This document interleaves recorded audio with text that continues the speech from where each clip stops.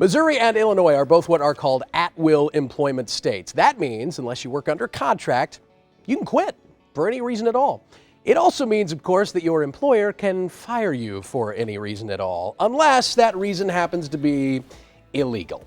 Ed Herman from the law firm Brown and Crouppen is here this morning to explain that once you've earned an Emmy, they can't fire you. That's true. I hope that's the rule. Because this guy picked up 2 over the weekend. And you picked up 2 as well, and it could not have been a better night. It was a beautiful thing. Congratulations. You guys should be very, very proud of what you're doing with BCTV. If you're not familiar with the YouTube channel, I'm not kidding. It's not lawyer stuff. It's not even that. Stuff. It's very entertaining, very engaging, and very well done. And if you've never been to it, go to www.getbctv.com. There you go. And you can see all the good shows that we're putting out, including the 2 that won Emmys, Ed versus Airplanes and Terry's Safety Squad, which is for the kids. They're so good. So if you haven't seen really it, now you know that it must be good because they don't just give these for anything. Well, you know, depends on who's winning. Don't play yours down, Matt. Matt won for Best Host, and he absolutely deserved it. Well, I appreciate that very much. Anyway, yes, you can get. Winning an Emmy does not save your job. Unfortunately. That's unfortunate. There are certain things, though, that you can't fire a person for. You cannot. You can't fire a person because they're over the age of 40. That's age discrimination. Okay. Now that doesn't mean that you can never fire a person over the age of 40. It just means it has to be for cause. It can't be because of their age. Same thing. You can't fire them for their race, for their religion, for their nationality. Can't fire a person because they're pregnant or having health issues. Can't fire a person for their genetic disposition, like they're more likely to have heart disease in their family. If they have a protected disability under the ADA, those are all things that are protected. But you have to show that that was the reason they fired you. Which can be that's a challenge. Very difficult. Yeah. Sometimes it's not. Sometimes places, it's as if they don't even know the law, and they're very just blatant about it. Yeah. You're too old. I'm getting rid of you. Right. We're replacing you with somebody younger because we can get the younger person for $40,000 a year, and you've gone up to $65,000, and we want to save the $25,000. They just broke the law. Right. They may have broke the law. So, and the other thing is that people don't think about is there are some other protected areas, like you can't be fired because you filed a work comp claim.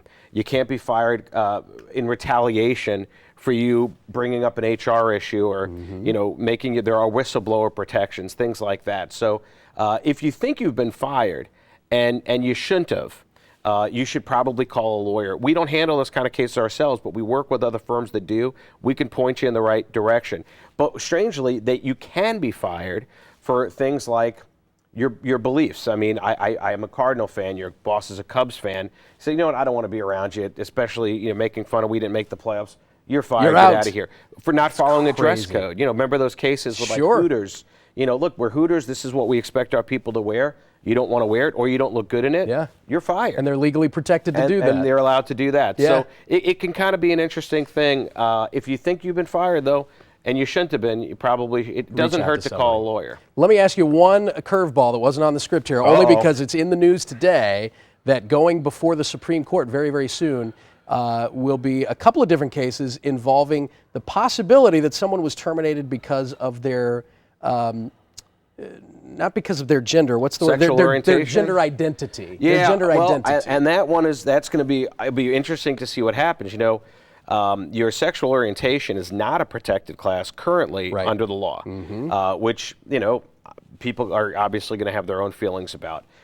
This one is going to be a very important case to try to determine, is this a new area? And because nowadays we don't think of gender, well, most people still think of gender as male, female, but many other genders have been identified and have been accepted by a lot of people. So whether it falls into that category, we're about to find out. Yeah, and that's the fact that it's risen to the level of the Supreme Court shows that lawyers and judges don't know exactly how to handle it. And don't assume that it's just going to be a simply conservative, liberal opinion on the Supreme Court. No, this will be fascinating. On an issue like this, you really don't know. Thank you, Ed. And congrats to all of you guys and everybody at Cool Fire for the Emmy wins. And to you as well. It's a great night for all of us. If you'd like to get in touch with Brown and Crouppen, you can call them anytime, 314-222-2222, or visit their website at getbc.com. Ed, I'm surprised you don't know about this St. Louis law. That's a little-known law that you can, in fact, fire a Cubs fan with no other apparent reason. Yeah.